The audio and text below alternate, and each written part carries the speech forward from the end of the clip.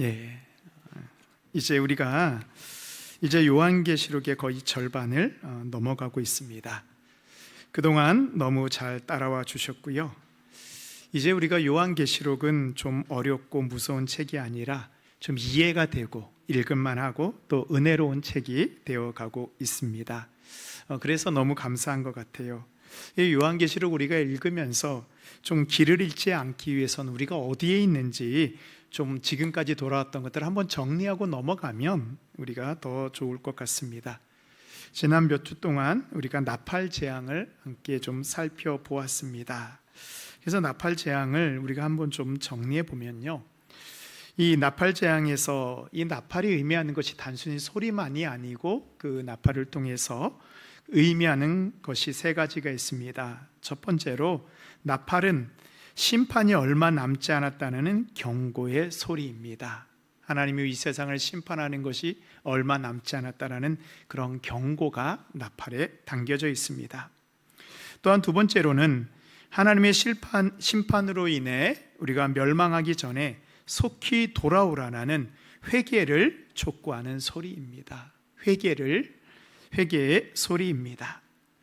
세 번째로는 예수님께서 이 땅에 다시 임재하실 것을 예언하는 재림의 소리입니다.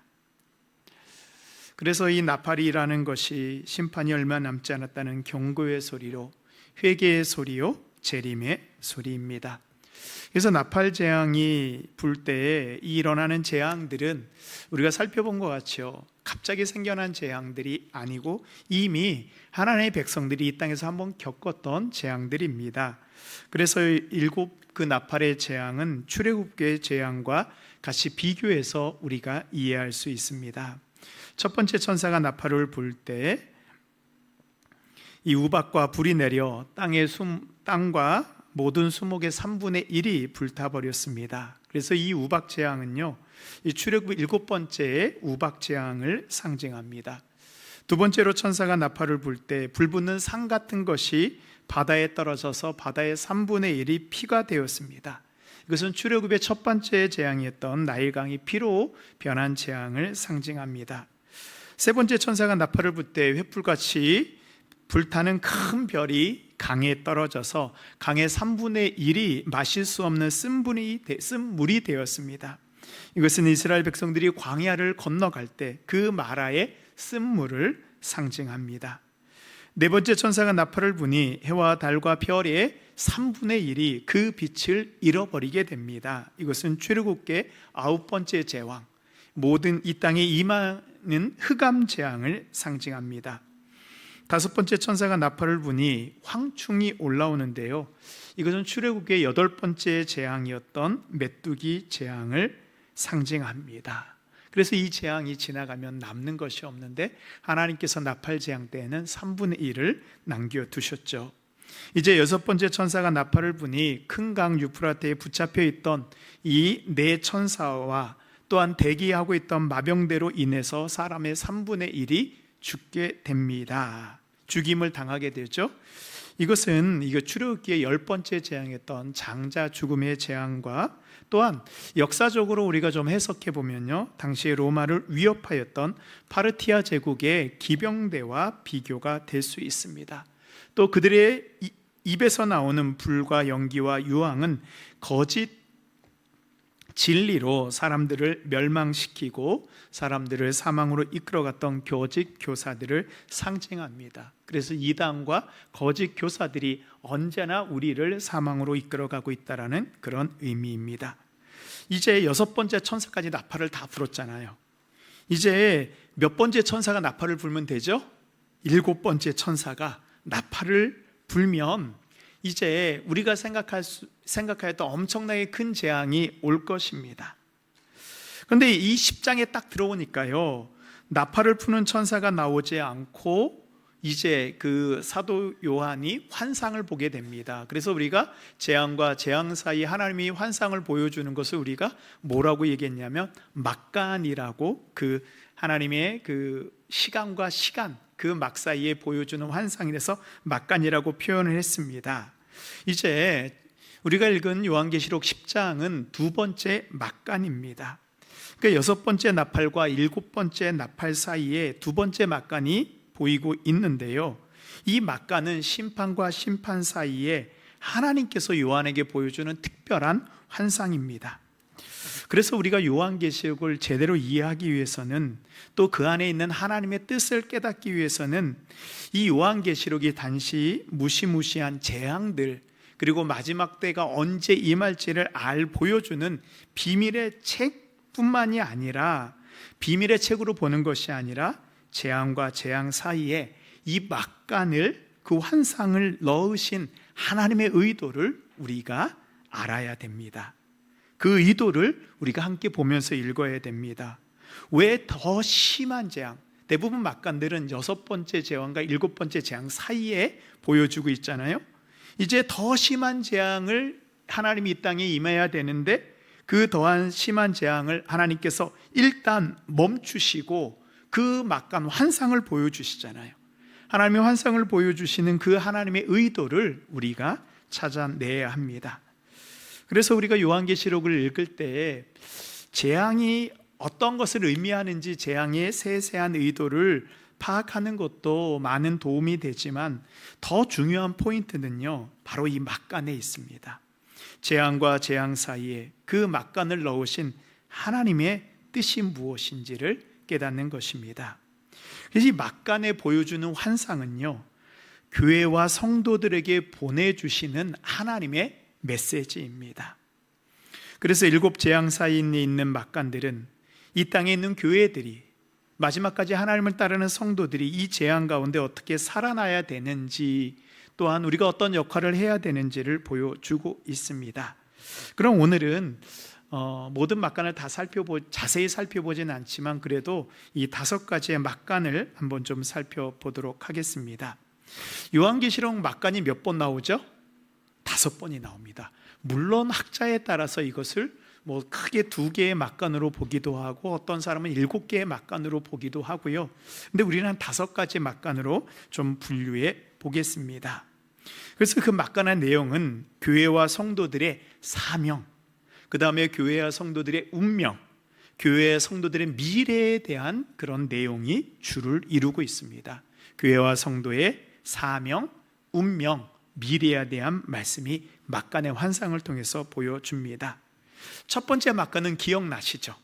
우리 인재앙할 때 6번째 인을 떼고 7번째 인을 떼는 그 사이에 요한계시록 7장에 인침을 받은 몇 명이 나오죠? 14만 4천 명.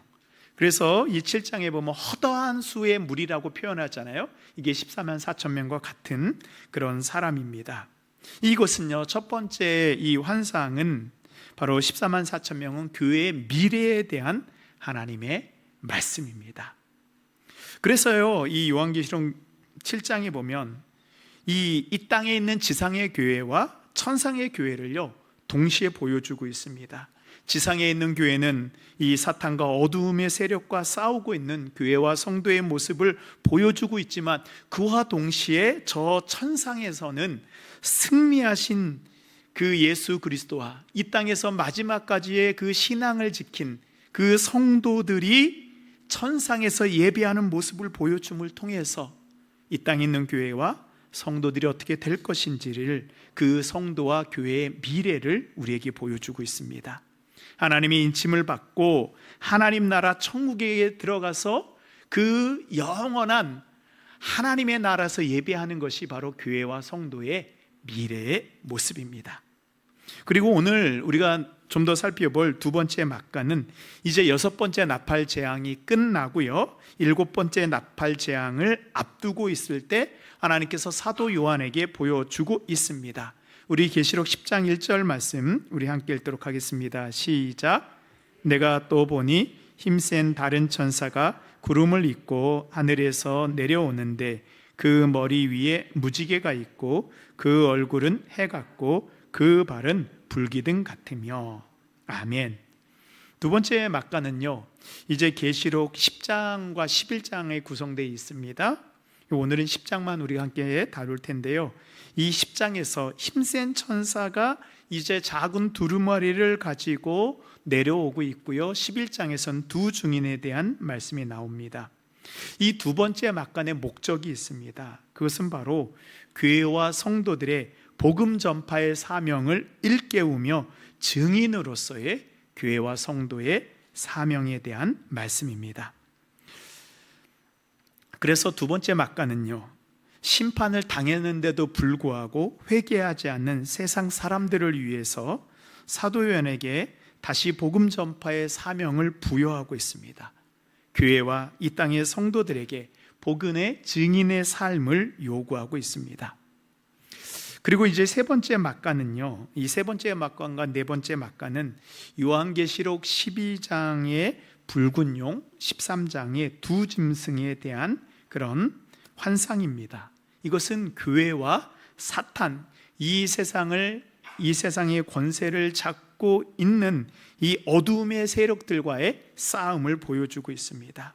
그래서 교회의 성도들은 이 마지막 이 어두움의 세력 사탄과의 싸움을 통해서 우리가 박해와 핍박을 받을 것이며, 또한 교회와 성도들을 공격하는 그 악의 세력과 대적의 무리가 무엇인지 그 정체를 우리에게 보여주고 있고, 그 사탄과 악과 우리가 어떻게 싸울 것인지 영적 싸움을 준비하라는 그런 환상을 우리에게 보여주고 있습니다. 그리고 다섯 번째 막간은요, 요한계시록 14장에 이 14명 4천명이 부르는 승리의 찬송의 환상이 나옵니다. 이것은 교회와 성도들이 예수 그리스도의 재림과 함께 승리하는 그 모습을 우리에게 약속으로 보여주고 있습니다. 그리고 그 마지막 때에 이 땅에 있는 모든 영혼들을 추수하는 교회의 모습을 또한 보여주고 있습니다. 그래서 우리가 인재앙이 있고요, 일곱 인재앙, 일곱 나팔재앙, 일곱 대앙, 대접재앙 속에서 이제 사도 요한을 통해서 이 보여준 이 막간의 환상은 종말의 시대를 살아가는 교회와 성도들이 끝까지 믿음을 지키기까지 우리가 받아야 되는 고난, 또 우리가 견뎌야 되는 영적 싸움에서 승리하여 이제 하나님 나라에서 찬양을 부르며 영원한 하나님의 나라에 영원한 그 천국을 살아가는 교회와 성도들의 미래의 모습까지 이 땅에서 우리에게 미리 보여주고 있는 것입니다. 이 땅에서 미리 경험하며 살라고 보여주는 것이 이 다섯 가지 막간에 담겨진 하나님의 뜻입니다. 그래서 또 우리가 그 첫 번째부터 여섯 번째 나팔재앙을 통해서 하나님이 우리에게 주시는 그 메시지가 있습니다. 아직도 세상의 모든 사람들은 그런 재앙에도 불구하고 아직 회개할 기회가 남아있다라는 것입니다. 불신자에게 하나님의 경고를 보여주는 그런 재앙입니다. 이 땅에 있는 모든 것의 3분의 1이 멸망당하는 심판을 이제 그 사람들이 받았잖아요. 세상 사람들이 그 재앙을 받았으면 이제 사람들은 자신들의 죄악을 깨닫고 달라져야 해요. 하나님 앞으로 나와야 합니다. 그러나 여섯 번째 그 나팔 재앙을 받았음에도 불구하고 이 땅에 있는 사람들의 모습은 우리가 생각했던 모습과는 좀 다릅니다. 우리 계시록 29장 20절 21절 말씀 우리 함께 읽도록 하겠습니다. 시작. 이 재앙에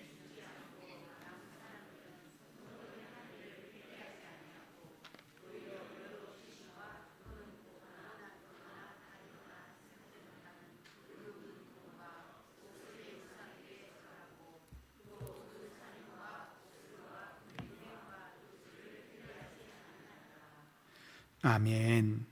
근데 이들의 모습을 보면요, 회개하고 있습니까? 회개하지 않습니까? 그러니까요, 그렇게 큰 3분의 1이 멸망하는 재앙을 당했는데도 불구하고 이들은 여전히 회개하지 않고 우상을 섬기며 죄를 짓고 있습니다. 이제 회개하지 않는 이들에게 남아있는 것은 더 큰 재앙이 임하여 이들이 완전하게 심판당하고 멸망하는 것입니다. 그래서 이제 11장에 가면요, 이제 10장은 이제 그 두 번째 막간이 모습이고 11장 뒷부분에 가면 일곱 번째 나팔이 울려 퍼지게 됩니다. 우리 한번 그 모습 보도록 하겠습니다. 계시록 11장 15절 16절 말씀입니다. 제가 15절 읽고 성도님들이 16절 읽겠습니다. 일곱 번째 천사가 나팔을 불매 하늘에 큰 음성들이 나서 이르되 세상 나라가 우리 주와 그의 그리스도의 나라가 되어 그가 세세토록 왕 노릇 하시리로다 하니.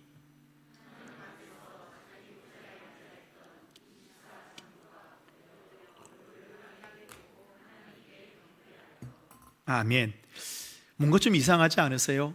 여섯 번째 나팔을 불면서 엄청나게 큰 재앙이 임했잖아요. 땅에 있는 3분의 1의 사람들이 다 죽임을 당하였잖아요.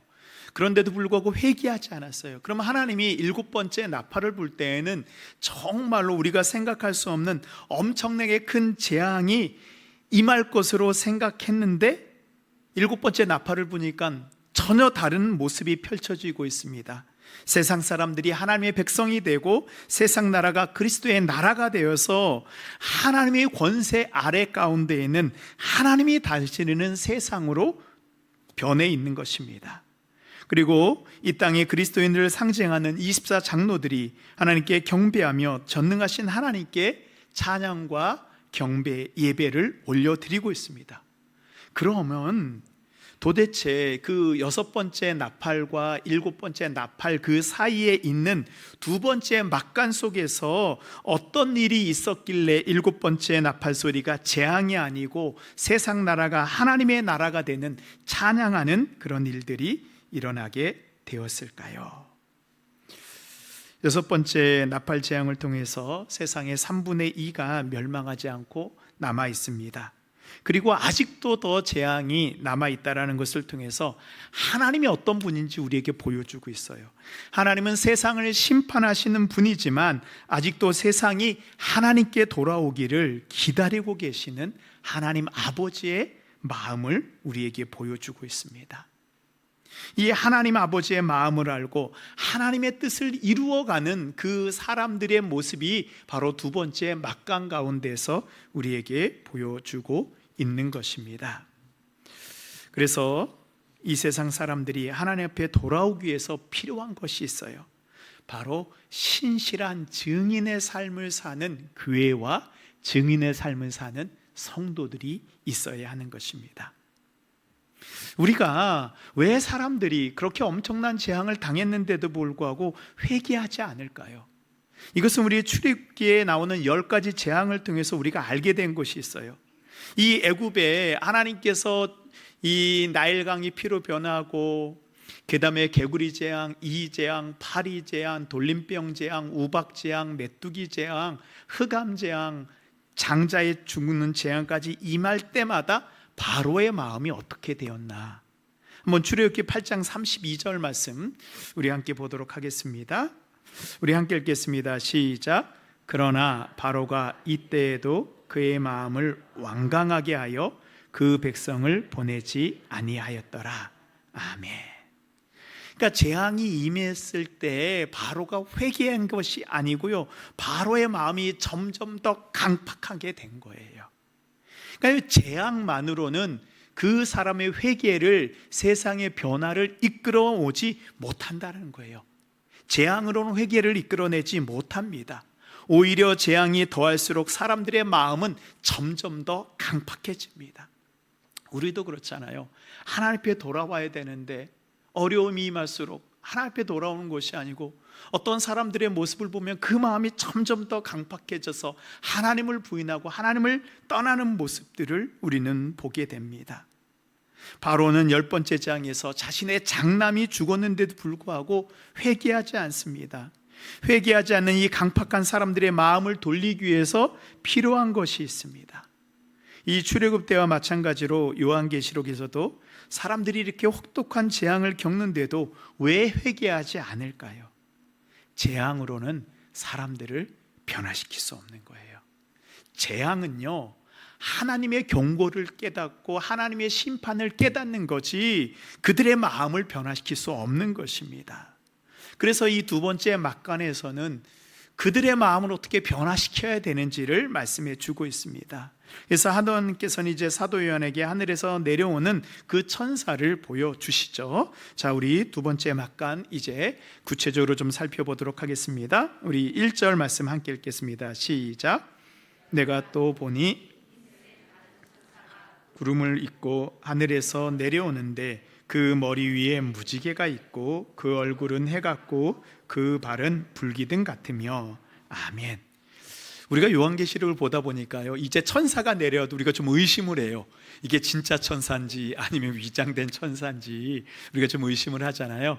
그래서 천사가 내려오는 모습을 보면 이게 하나님이 보낸 하나님의 임재의 상징인지 아니면 이 위장된 사탄의 모습인지 우리가 알 수 있습니다. 자, 이 천사가 내려오는 이 모습을 보면 구름에 쌓여서 하늘에서부터 내려오고 있습니다. 그러니까 구름에 쌓여 내려오는 것은 하나님의 임재를 나타내요. 또한 그 얼굴은 어떻습니까? 해 같고 그 발은 불기둥 같으며 라고 말하고 있습니다. 이 얼굴이 해같이 빛난다는 것은 이미 우리가 계시록 1장 16절에서 어린 양 그리스도의 모습에서 살펴봤습니다. 우리 함께 읽겠습니다. 그의 오른손에 7뼈이 있고 그의 입에서 좌우에 날생검이 나오고 그 얼굴은 해가 힘있게 비치는 것 같더라. 아멘. 그래서 그 얼굴이 해처럼 비치고 하늘에서 내려오는 것을 통해서 하나님의 사명을 받고 이 땅에 내려오는 천사인 것을 우리는 알 수 있어요. 또 그 발이 불기둥 같다라는 것은 이 에스겔서와 다니엘서에 보면요, 하나님의 보호와 상징이 이 불기둥 같은 다리, 하체의 모습을 통해서 나타냅니다. 우리 에스겔서 1장 27절 말씀 우리 함께 읽도록 하겠습니다. 시작. 내가 보니 그 허리 위의 모양은 단쇠 같아서 그 속과 주위가 불 같고 내가 보니 그 허리 아래의 모양도 불 같아서 사방으로 광채가 나며. 아멘. 예, 그 허리 아래는 다리를 의미하잖아요. 그래서 다리의 모양이 불 같아서 사방으로 광채를 비치며 하나님의 그런 보호의 상징이 바로 이런 불 기둥 같은 다리를 표현하고 있습니다. 이제 그 하나님의 사명을 받은 힘센 천사가 땅에 내려왔습니다. 왜 그냥 천사라고 하지 않고 힘센 천사라고 했을까요? 그 천사가 가지고 있는 권세가 크다라는 것을 보여주고 있습니다. 그래서 그 천사가 내려왔는데요, 우리 10장 2절 말씀 함께 읽겠습니다. 시작. 그 손에 펴놓인 작은 두루마리를 들고 그 오른발은 바다를 밟고 왼발은 땅을 밟고. 이 천사의 모습을 보니까 오른발은 바다를 밟고 왼발은 땅을 밟고 서 있습니다. 우리가 구약과 계시록에서 바다가 상징하는 건, 물론 계시록 20장이 지나가면 바다가 좀 변하긴 하는데 그 전까지 이 구약 성경과 신약에 나오는 바다는요, 혼돈과 어둠의 상징이에요. 그 바다에서 리워 야당 같은 이 악의 세력들이 나오는 것입니다. 또 땅은 어떤 곳인가? 세상이 사람들이 살아가는 이 세상을 의미합니다. 이 천사가 두 발로 바다와 땅을 밟고 서 있다라는 것은 혼돈과 악을 상징하는 바다, 또 이 땅의 백성들과 성도들이 살고 있는 땅을 다스리는 권세가 모두 이 천사에게 주어졌다라는 것입니다. 그래서 이 천사는요, 최후의 심판, 하나님의 최후의 재앙을 앞두고 온 세상과 교회와 성도들에게 하나님의 뜻을 전하기 위해서 하나님의 하늘에 보냄을 받은 그런 천사인 것을 알 수 있습니다. 그러면 천사가 내려오면서 뭘 가지고 있죠? 손에 작은 두루마리를 가지고 있죠. 그러면 두루마리에 있는 내용이 결국 하나님께서 우리와 교회에게 주시는 말씀이죠. 자, 우리 10장 3절 말씀 우리 함께 읽도록 하겠습니다. 사자가 부르짖는 것 같이 큰 소리로 외치니 그가 외칠 때 7 우레가 큰 소리를 내어 말하더라. 아멘. 이제 하나님의 천사가 사자가 부르짖는 것 같이 큰 소리로 외치고 있습니다. 그래서 하나님의 뜻을 이 땅에 있는 교회와 성도들에게 선포하고 있죠. 근데 이 천사의 외침이 뭐로 비유되고 있습니까? 7 우레가 소리를 내었다는 것 같이라고 말하고 있는 것처럼 비유로 표현되고 있습니다. 이것은 하나님의 말씀이 이 땅에 임할 때 우레와 같은 소리로 임합니다. 그래서 이 창세기에 보면, 출애굽기에 보면 하나님이 임재하실 때 그 모습이 이 우레 소리고 같이 비유되고 있습니다. 근데 그 우레가요, 몇 번이나 반복되고 있습니까? 일곱 우레라는 것을 통해서 하나님의 말씀이 완벽하고 하나님의 그 소리가 너무 크고 두려워서 미치지 않는 곳이 하나도 없다라는 그런 의미입니다. 근데 이 천사가 어떻게 저 말을 전하고 있습니까?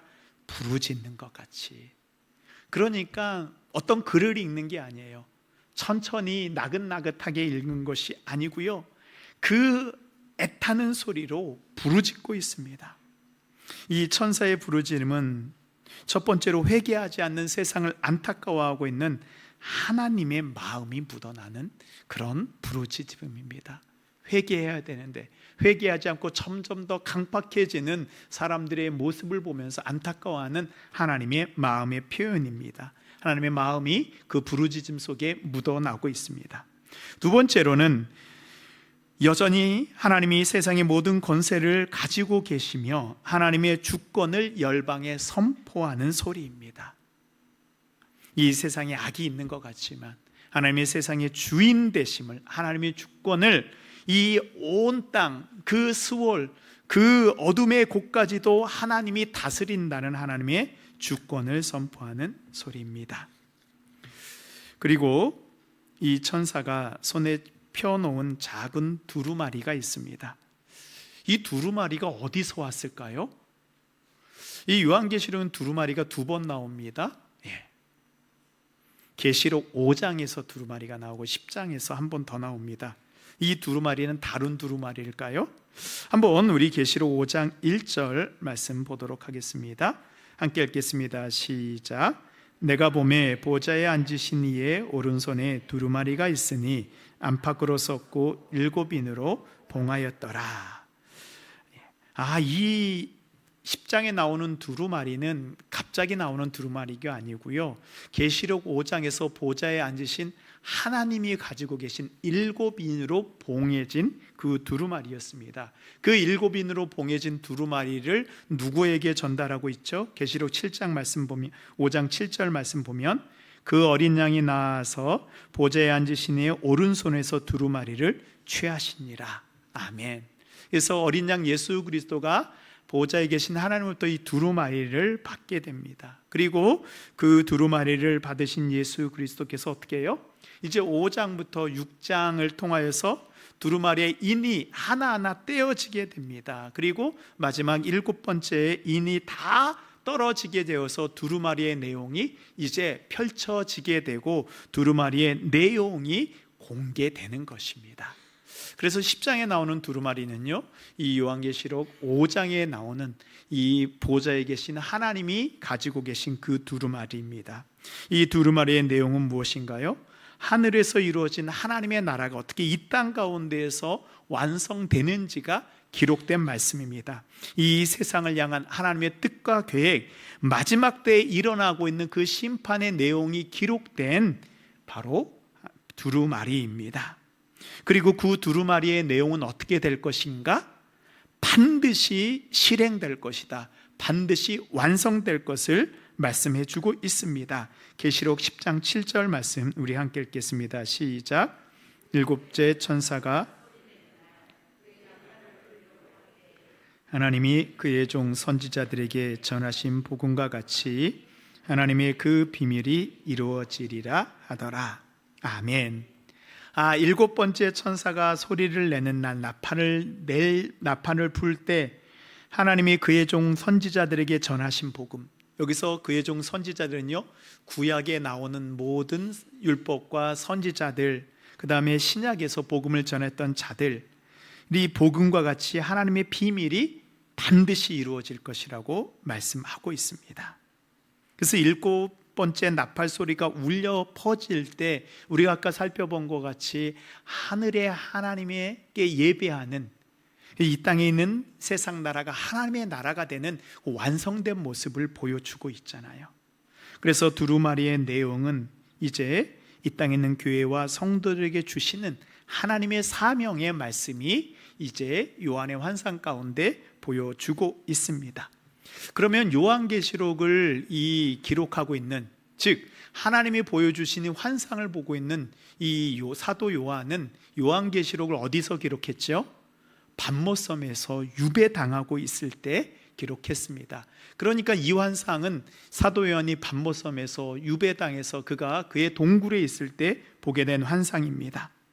이 천사는 복음의 증인으로 살다가 반모섬에 유배당한 요한에게 이 말씀을 전하고 있습니다. 10장 11절 말씀입니다. 우리 함께 읽겠습니다. 시작. 그가 내게 말하기를 내가 많은 백성과 나라와 방언과 임금에게 다시 예언하리라 하더라. 아멘.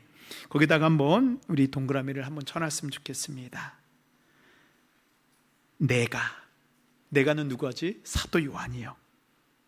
그 다음에 다시. 그러니까 사실 어떻게 보면요, 이 요한계시록을 기록하고 있는 사도 요한은 이 은퇴한 선지자예요. 은퇴한 사도예요. 더 이상 힘이 없어요. 기록에 의하면 사도 요한이 대략 100살 즈음에 요한계시록을 기록했다고 합니다. 100살이 다 되었고 반모섬이 로마의 박해로 인해서 유배되어 있어서 아무것도 없는, 힘없고 능력 없는 이제 노쇠한 사도에게 다시 천사가 말씀하고 있어요. 너는 다시 예언하여야 하리라. 다시 하나님의 말씀을 전파하고 선포하여라 하리라 라는 이 선지자의 사명을, 전도자의 사명을 주고 있습니다. 왜 이 사명을 다시 요한에게 주었을까요? 회개하지 않고 여전히 하나님 앞에 돌아오지 않는 이들을 변화시키기 위해서 필요한 것은 재앙이 아니고요, 복음을 전하는 하나님의 복음의 증인들이 필요한 것입니다. 신실한 증인들이 있어야 하는 것입니다. 그래서 많은 나라와 모든 나라에 그들의 방언과 그들의 왕들에게 다시 복음을 전하는 사명을 주셨습니다. 그런데 이 계시록에서 다시 사도 요한이 사명을 받을 때요, 그러니까 우리가 계시록을 1장부터 9장까지 쭉 읽다 보면 주로 사도 요한은 누구한테 메시지를 선포하고 있죠? 이 소아시아 7교회들에게, 또한 숨어있는 교회와 박해당하는 성도들에게 복음을 그 하나님의 말씀을 전하였잖아요. 근데 10장부터는 내용이 달라지게 돼요. 복음 선포하는 대상이 달라지게 됩니다. 많은 백성, 모든 나라, 방언과 임금들에게 이제 하나님의 재앙과 심판, 회개의 메시지가 선포되고 있는 거예요. 그래서 멸망당할 수밖에 없는, 회개하지 않고 멸망당할 수밖에 없는 그 세상 사람들이 다시 하나님 앞으로 돌아오고 세상 나라가 그리스도의 나라로 변화되는 역사가 일어나게 되는 것입니다. 지금 요한계시록을 읽고 있는 교회와 성도들의 현실은 박해와 어려움 속에 유배당한 것과 같이, 유배당한 그런 사도 요한과 같은 그런 처지입니다. 그러나 하나님께서는 그렇게 숨어서 박해당하는 이들에게, 교회와 성도들에게 사명을 다시 주고 있어요. 이젠 너희들은 숨어 있는 것이 아니라 모든 백성과 모든 나라들과 그들에게 열방에 나아가 그들의 방언, 그들의 언어로 그들의 지도자들에게 복음을 다시 선포하라. 하나님의 말씀을 선포하라. 구약과 신약의 모든 선지자들이 전한 복음의 말씀이 예수 그리스도를 통해서 이루어진 것 같이 하나님이 보여주신 이 두루마리의 말씀이 반드시 이루어질 것을 믿고 그들에게 복음을 전하면 그들이 회개하고 하나님 앞에 돌아오는 역사가 일어날 것이라는 그 예언의 말씀인 것입니다. 그렇습니다. 우리는요, 교회와 성도들은 자꾸 무엇을 보냐 하면 내 상황을 봐요. 하나님, 지금 우리 교회가 이렇고요, 하나님, 내 상황이 이런데 하나님, 내가 무엇을 할 수 있습니까? 근데 하나님은 그렇지 않아요. 그 상황 가운데에서도 너는 다시 일어나 복음을 전하는 그 사명을 받으라고 하십니다. 그것을 위해서 천사가 이제 사도 요한에게 특별한 행동을 하게 됩니다. 바로 천사가 사도 요한에게 작은 두루마리를 전해주게 되고 사도 요한은 그 두루마리를 먹게 됩니다. 우리 계시록 10장 9절 10절 말씀인데요, 제가 9절 읽고 우리 성도님들이 10절 읽겠습니다. 내가 천사에게 나아가 작은 두루마리를 달라 한즉 천사가 이르되 갖다 먹어버리라. 내 배에는 쓰나 내 입에는 꿀같이 달리라 하거늘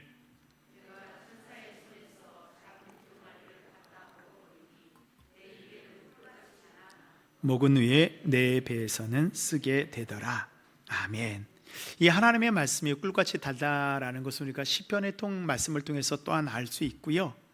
그리고 이 하나님의 말씀을 먹는 것은 이 사도 요한만이 아니고 원래 에스겔 선지자가 그 하나님의 말씀이 에스겔 선지자에게 임할 때 에스겔이 하나님의 말씀을 먹는 모습이 나옵니다. 계시록 3장 2절 3절 말씀입니다. 제가 읽도록 하겠습니다. 내가 입을 벌리니 그가 그 두루마리를 내게 먹이시며 내게 이르시되 인자야 내가 내게 주는 이 두루마리를 내 배에 넣으며 내 창자에 채우라 하시기에 내가 먹으니 그것이 내 입에서 달기가 꿀 같더라. 아멘.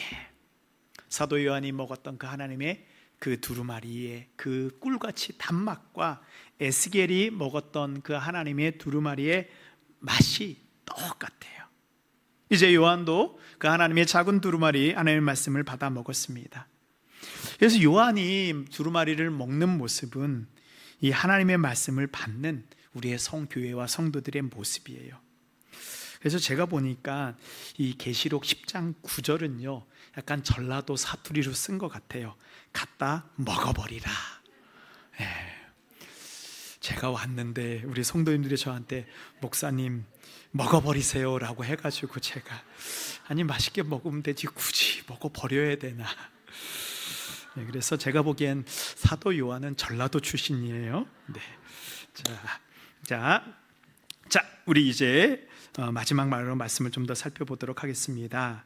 자, 근데 말씀을 먹었더니 입에서는 달았지만 배에서는 썼습니다. 입에 달았다라는 것은 말씀을 받았을 때 기쁨을 나타냅니다.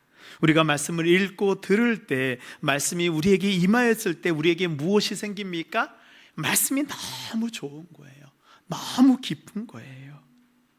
그러나 그 말씀이 내 배에서 쓰게 되었다라는 것은 말씀이 우리 안에 들어와 우리의 삶을 변화시키는 그 과정은 결코 녹록지 않다는 거예요.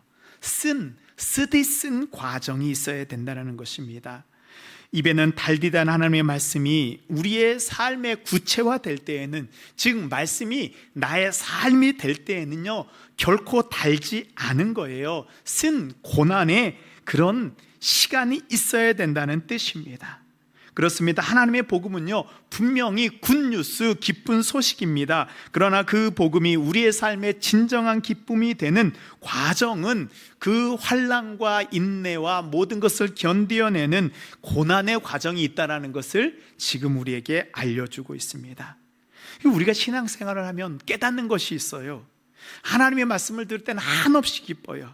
그러나 그 말씀대로 내가 살려고 하면 어때요? 결코 기쁘지가 않다는 거예요. 우리의 삶이 말씀으로 새로워지는 그 과정은 쓴 고난의 과정입니다. 아름다운 나비가 태어나서 날기 위해서는요 누의 고치를 뚫고 나오는 고난과 인내의 시간이 있어야 됩니다. 성경은 이것을 어떤 시간이라고 얘기하냐면 카이로스의 시간이라고 말하고 있어요. 카이로스의 시간은요 하나님이 우리의 삶에 직접 들어오셔서 우리를 변화시키는 시간이에요.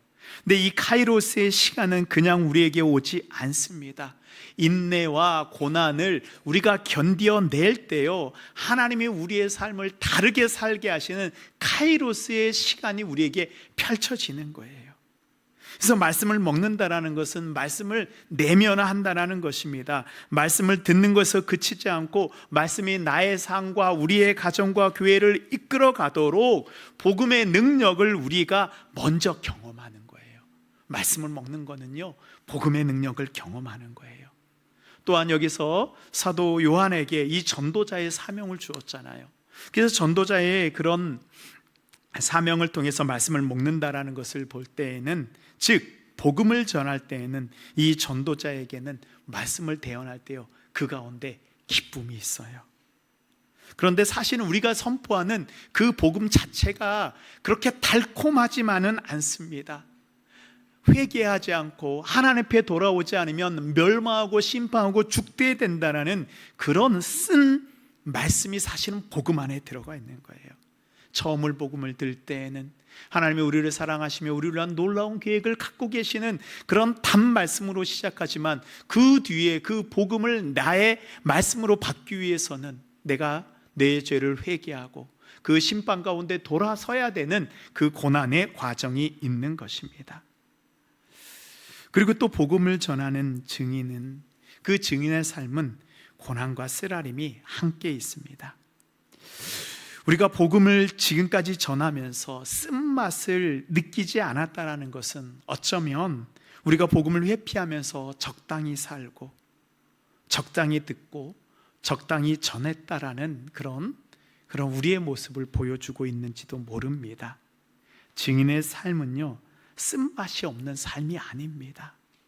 복음이 더 큰 단맛으로 우리가 겪고 있는 이 세상의 쓴맛을 이기는 게 바로 증인의 삶이에요. 우리가 복음을 전할 때 쓰디쓴 거절을 받잖아요. 내가 복음을 전할 때마다 거절당하고 사람들이 나를 우습게 보고 그 비난의 눈빛을 쳐다볼 때에도 나는 복음의 그 단맛 가지고 그 쓴맛을 이겨나면서 우리가 전하는 게 바로 증인의 삶입니다. 그래서 우리가 복음을 전하는 자는요, 그 말씀 안에 담긴 기쁨과 고난을 모두 우리가 경험해야 돼요. 우리 교회도 마찬가지입니다. 교회가 기쁨만 있을까요? 아닙니다. 교회 안에는요, 쓴 고난도 함께 있어요. 내가 하나님의 말씀에 이 교회를 바로 세우기 위해서 충성하고 나를 드릴 때요, 쓴 고난이 분명히 있습니다. 그러나 하나님의 교회를 세워간다는 그 기쁨으로 그 쓴 고난을 이겨내갈 수 있는 것입니다. 교회 역시 마찬가지입니다. 복음을 전할 때요, 그 복음의 내용은 구원의 기쁨뿐만 아니라 심판과 회개를 요구하는 그 말씀이 있는 거예요. 그래서 강단에서 선포되는 말씀이 담고 입에만 단, 귀에만 단 말씀만 선포돼서는 안 됩니다. 때로는 우리의 속에 들어갔을 때 너무 쓰고 그 말씀을 써서 뱉어버릴 만큼 그 하나님의 말씀이 선포되어야지 그곳이 진정한 교회인 것입니다. 지금 이 말씀을 받고 있는 밤모섬에 유배되어 있는 이 사도 요한은요, 어땠을까요? 천사가 주는 그 하나님의 두루마리를 먹고 입에는 달고 배에는 썼고 이제 그 말씀을 다시 사도 요한에 붙였고 다시 예언자의 삶을 살지 않았을까요? 이 전승에 의하면 사도 요한은 밤모섬에서 죽지 않고요, 다시 에베소에 와서 에베소에서 복음을 전하면서 죽었다라고 전승에 나와 있습니다.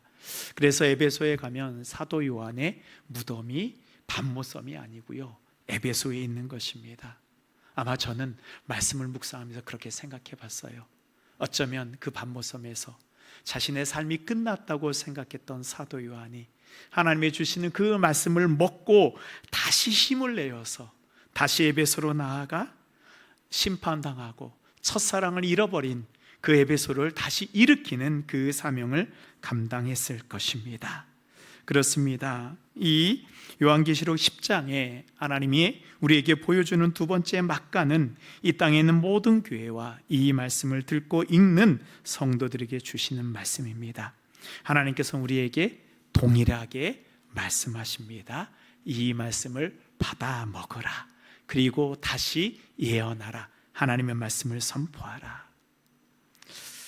그동안 우리가 안 된다고 포기했던 사람들, 복음을 전하다가 제쳐두었던 사람들이 있지 않습니까?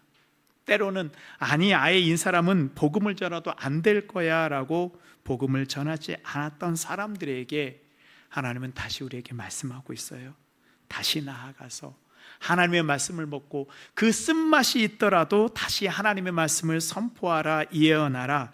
바로 그 사명을 감당했을 때 오늘 우리가 살펴보는 것처럼 이제 7번째 천사가 나팔을 불 때 그것이 재앙이고 멸망이 아니고 그 7번째 천사가 나팔을 불 때 열방이 하나님의 말씀을 듣고 나와왔던 하나님의 백성이 되었던 그 놀라운 일이 바로 하나님의 증인의 삶을 살아가는 우리에게도 동일한 그 말씀이 이루어질 것을 우리에게 약속해 주고 있습니다.